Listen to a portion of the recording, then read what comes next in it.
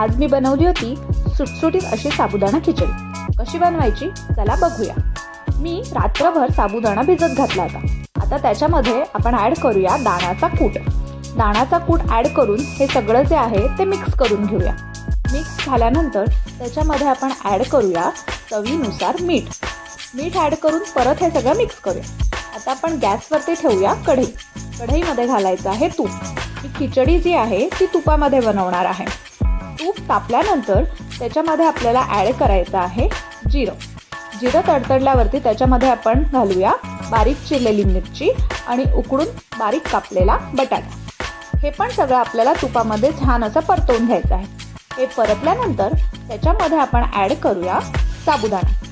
साबुदाणा पण परत त्याच्यामध्ये सगळा परतवून घ्यायचा आहे. परतल्यानंतर आपण ह्याच्यावरती एक 5 ते 7 मिनिटासाठी झाकण ठेवायचं आहे. एक वाफ यायची वाट बघायची आहे.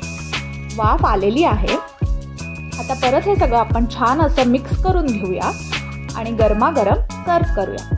अशा प्रकारे आपली तयार झालेली आहे सुटसुटीत अशी साबुदाणा खिचडी. तुम्ही पण नक्की ट्राय करा. व्हिडिओ आवडल्यास लाईक करा, शेअर करा, सबस्क्राईब करा आणि कमेंटमध्ये मला नक्की सांगा की तुमची साबुदाणा खिचडी कशी झाली होती.